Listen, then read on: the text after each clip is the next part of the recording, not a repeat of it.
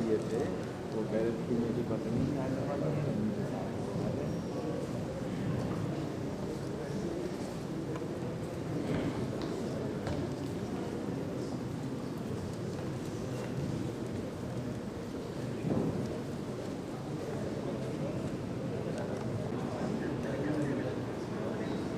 हाँ अभी कुछ नहीं, अभी आ ही रहे, अभी एंट्री हो रही।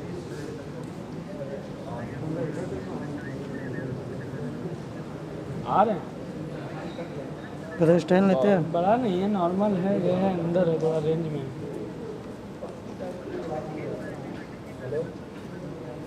अब डिब्बे में यहाँ पे हमें लग रहा है कि स्पीच थोड़ी लंबी चलेगी और सब टेक और नहीं गई।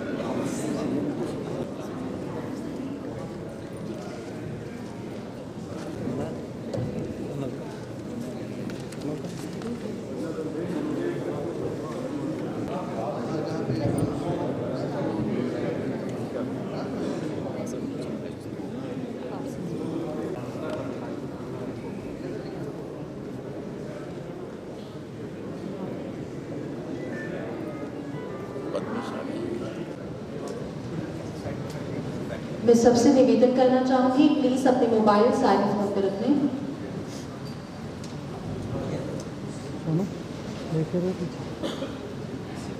पर्वत के जिस हिस्से पर मेरे पांव ठहर गए थे तुम्हारे, और मैं ग्लेशियर होने से बच गया। ये पंक्तियां काफी होंगी आप सबको आज के कार्यक्रम के बारे में बताने के लिए। डॉक्टर पद्मेश गुप्त के कविता संग्रह प्रवासी पुत्र के लोकार्पण एवं अभिनंदन कार्यक्रम में आप सबका तहे दिल से स्वागत है। मैं पूरे करना चाहूंगी माननीय राज्यपाल राम नाईक जी का,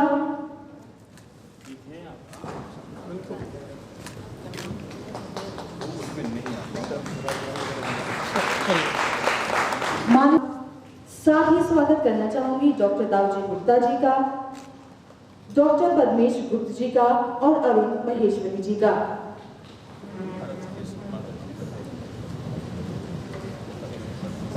साथ ही मैं आप सभी लोगों से अनुरोध करना चाहूंगी कि कृपया राष्ट्रगीत के लिए खड़े हो जाएं। वंदे मातरम, वंदे मातरम, सुजलाम सुफलाम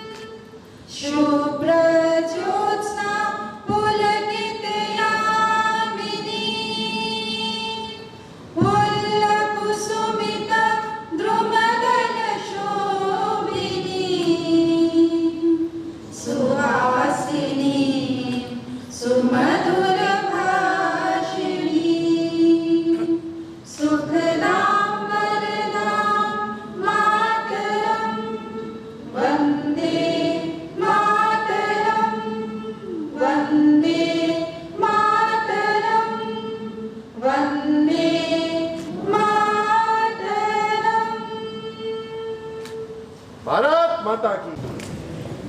तुम्हारी थमी हुई लेखनी मेरे शब्दों पर विराम बन गई, तो उससे मेरी पंक्तियों की पहचान करा देना। उसी पहचान की राह को समझते हुए सबसे पहले मैं अनुरोध करना चाहूंगी श्री जगमोहन नाथ कपूर जी का, वाइस प्रेसिडेंट चेतना साहित्य परिषद एवं लोकप्रिय कवि जी का, कि वो आए और पुष्प गुच्छ भेंट कर माननीय गवर्नर सर का स्वागत करें। श्री एस.पी. सिंह जी का, कि वो कृपया कर माननीय उप मुख्यमंत्री जी का स्वागत करें।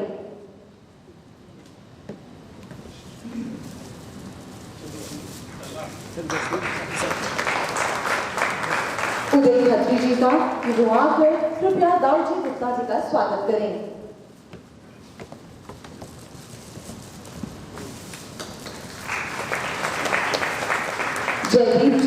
जयदीप माथुर जी का, अलुमना एसोसिएशन नमार्टनर कॉलेज की ओर से कृपया मंच पर आएं और पद्मश्री पद्मेश गुप्त जी का स्वागत करें।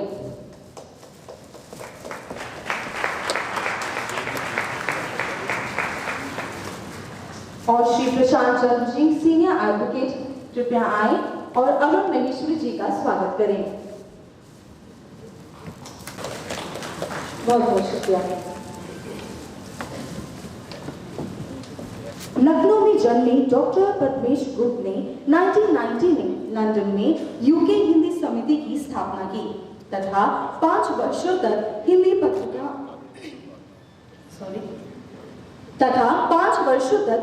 पत्र का संपादन एवं प्रकाशन किया। वह 1993 से 2013 तक प्रतिवर्ष लंदन में होने वाले अंतर्राष्ट्रीय हिंदी कवि सम्मेलन का संयोजक भी करते रहे। 2001 से 2014 तक पूरे ब्रिटेन एवं यूरोप में होने वाली हिंदी ज्ञान प्रतियोगिता के संयोजन का भार भी पद्मेश जी ने खूब निभाया। सन 2003 से हिंदी ज्ञान प्रतियोगिता के 9 विजेताओं को हिंदी समिति भारत भ्रमण पर ले जाते रहे हैं। पद्मेश जी ने अब तक ब्रिटेन में विश्व एवं अंतर्राष्ट्रीय स्तर पर हुए 4 सम्मेलनों, लंदन में 20 अंतर्राष्ट्रीय कवि सम्मेलनों, 1999 में यूके में हुए 6ठे विश्व हिंदी सम्मेलनों के संयोजक, सैकड़ों साहित्यिक गोष्ठियों, अध्यापकों एवं अधिवेशक एवं शिविर तथा हिंदी ज्ञान प्रतियोगिताओं के संयोजन का दायित्व निभा चुके हैं। पद्मेश गुप्त जी राष्ट्रीय तथा अंतर्राष्ट्रीय स्तर पर अनेक सम्मानों से विभूषित हो चुके हैं।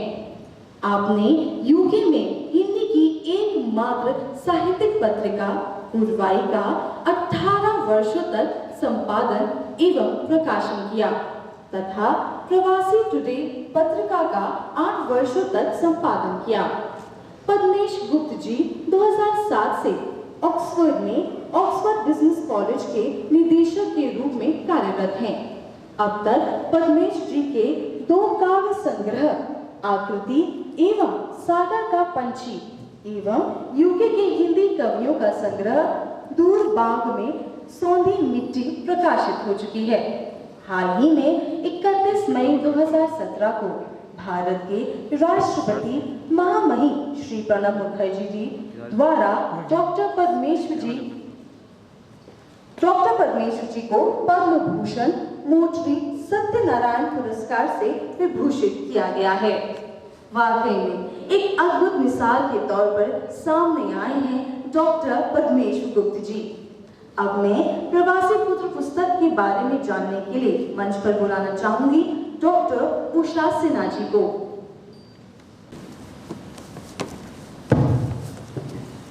इतना गंभीर होने का कारण नहीं है, खुशी का कार्यक्रम है, तालियां वगैरह बजाई जा सकती है। माननीय महामहिम राज्यपाल श्री राम नाईक जी, माननीय उप मुख्यमंत्री डॉक्टर दिनेश शर्मा जी, आदरणीय डॉक्टर दाऊजी गुप्त, डॉक्टर पद्मेश गुप्त जी, श्री अरुण महेश्वरी जी, सामने बैठे तमाम विद्वज्जन, प्रोफेसर एस.पी. सिंह साहब, कुलपति लखनऊ विश्वविद्यालय, चेतना साहित्य परिषद के तमाम गणमान्य साहित्यकार और अन्य समागम, आज बात भाषिक भूमंडलीकरण की हो रही है। भाषिक भूमंडलीकरण के संदर्भ में आज हिंदी अपनी वैश्विक पहचान बनाने में सफल हुई है और इस सफलता के पीछे जहां हिंदी की अपनी संरचनात्मक विशेषताएं हैं, समन्वयवादी दृष्टिकोण है, वैज्ञानिक लिपि है और उसी के साथ सूचना प्रौद्योगिकी और तकनीक से जुड़ने के कारण आज हिंदी इतनी आगे बढ़ी है। वहाँ दूसरा एक और पक्ष है प्रवासी भारतीयों की स्वभाषा, स्वसंस्कृति और स्वदेश के प्रति निष्ठा, लगाव, गर्व और दृढ़ संकल्प, जिसके कारण हिंदी का वैश्विक स्वरूप आज हमारे सामने है। और इसी संदर्भ में हिंदी के पुरोधा, लखनऊ के गौरव स्तंभ आदरणीय डॉक्टर दाऊजी गुप्त के सुयोग्य पुत्र डॉक्टर पद्मेश गुप्त का बहुआयामी योगदान उल्लेखनीय है। और यही कारण है कि उन्होंने ब्रिटेन में रहते हुए हिंदी के प्रतिष्ठापन, उसके प्रचार प्रसार में जिस तरह से कार्य किया है सभी के समक्ष है। विदेशी धरती पर आपने हिंदी की जो कीर्ति पताका फहराई वास्तव में प्रशंसनीय है और उनके कार्य अनुकरणीय है। सभी भारतीय प्रवासियों की रचनात्मक और रचनात्मक क्षमता विस्तृत है।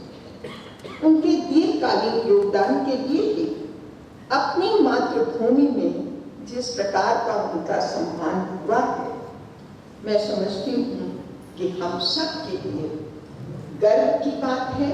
हम सब गौरवान्वित हुए हैं।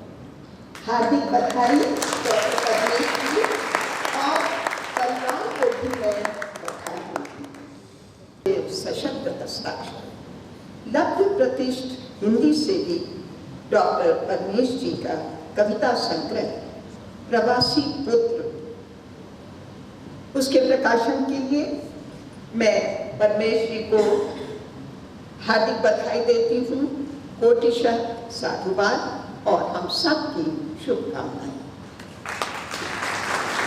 अभी पुस्तक सामने आप देखेंगे, प्रवास, समय के सवाल, सोच की सुरंग और तुम्हारी ओर, इन 4 शीर्षकों के अंतर्गत सारी रचनाएं संकलित हैं और प्रवासी पुत्र के आरंभ में पद्मेश जी ने ब्रिटेन के 5 प्रेरणादायी सहयोगियों, उन्होंने हिंदी के महान योद्धा कहा, उनका स्मरण किया है और ये जो अभिव्यक्ति है उसमें बहुत ही सुंदर है।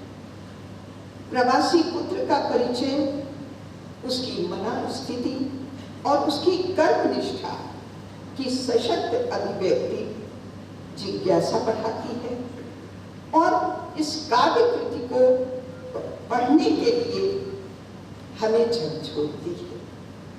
कुछ पंक्तियां देखिए, खोजता है, एक बार फिर चलता है, घुटनों के बल, नए संघर्षों से जूझता, नया कल ढूंढता।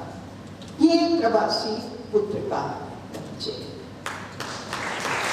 प्रवास खंड में जो रचनाएं संग्रहित हैं उसमें प्रवास की पीड़ा, विस्थापन का दर्द, बदलते रिश्ते, माता पिता का कंधा और दृष्टि न बन पाने की व्यथा है तो मातृभूमि से दूर होने की किंचित एक ग्लानि भी है। इसी के साथ सामयिक और सामाजिक सरोकार, भारतीय परिवेश, तमाम विसंगतियां, दोहरी नागरिकता, ये तमाम जो ज्वलंत मुद्दे हैं उनकी बहुत ही सहज लेकिन मार्मिक और प्रभावी अभिव्यक्ति हुई है। एक रचना है छड़ी घड़ी ऐना आंखें नम कर देती है, लेकिन इसके बावजूद अपनी मिट्टी, अपनी जड़ें और अपनी भाषा से जुड़ने की आदत जगाई है। युवा पीढ़ी के लिए संदेश है, प्रेरणा है और लक्ष्य से मिलना खास बात है। इसका चयन प्रवासी पुत्र की आकांक्षा, उसके स्वप्न, मैं समझती हूँ प्रत्येक प्रवासी का है। हर प्रवासी शायद ये स्वप्न देखता है कि उसकी संतान में भारत के प्रति प्रेम बना रहे। 4 पंक्तियां देखिए, बहुत सुंदर पंक्तियां हैं। है मुझे हारने का नहीं, कुछ खोने का है, खोना नहीं चाहता मैं नई पीढ़ी का विश्वास, जिनके मन के आकाश में एक भारत है, भारत में छोटा सा घर है, घर में नन्हा सा मंदिर है, मंदिर में घर है, घर एक मंदिर। मैं समझती हूँ कि हर प्रवासी की अदम्य इच्छा जो कहीं सो जाती है। समय के सवाल इस खंड में अंकित कविताएं अनेक सवाल खड़े करती है, लेकिन उनमें गहन संवेदना है। देखिए, इस माँ ने, जिसने कभी सिखाया ही नहीं कि पड़ोसियों के संग रहने में है कोई बुराई, बचपन से खेलता आया मैं रंग बिरंगी तितलियों से, अब देखना पड़ेगा कौन सी अपनी है और कौन अलग। बहुत सुंदर पंक्तियां, बहुत संवेदना है। इस खंड में संकलित कविताएं अपनी कर्मभूमि, जन्मभूमि नहीं बल्कि कर्मभूमि की समस्याएं, चिंताएं, जीवन की सच्चाई बयान करती है। साथ ही अमन, पुल, बाढ़, चुनाव शीर्षक कविताएं भी गंभीर प्रश्नों को रेखांकित करती है। सामयिक प्रश्न पूछती है नोटबंदी कविता और कैंसर से गेहूं का रंग वसुधैव कुटुंबकम का संदेश देती है। और चुनाव का सच देखिए, ब्रिटेन में बैठे हुए पद्मेश जी उसको देख रहे, अनुभव कर रहे हैं। भाषा, साहित्य, इतिहास, अध्यात्म के विषय, निष्ठा, ईमानदारी, योग्यता और विकास के सिद्धांत का करके अपहरण, द्रौपदी की तरह चीरहरण इतिहास में जीतता आया है। गणित और संगीत बड़ा सच है। और इसके अलावा जो सबसे अच्छी बात है उन्होंने जो रखी है कि समाज में सभी के दिलों में सौमनस्य हो, शांति हो और सत्यम शिवम सुंदरम की भावना, क्योंकि वो चाहते हैं कि चिड़ियों की चहक का उल्लास न बदले, विश्वास न बदले, इतिहास न बदले। इसी तरह सोच की सुरंग है जिसमें जितनी रचनाएं हैं वो चारित्रिक दृढ़ता और संकल्प की शक्ति को सामने प्रस्तुत करती हैं और इसके अलावा संवेदना से भरपूर है। तुम्हारी ओर जो अंतिम खंड है उसमें जो रचनाएं हैं उनमें आंतरिक निजता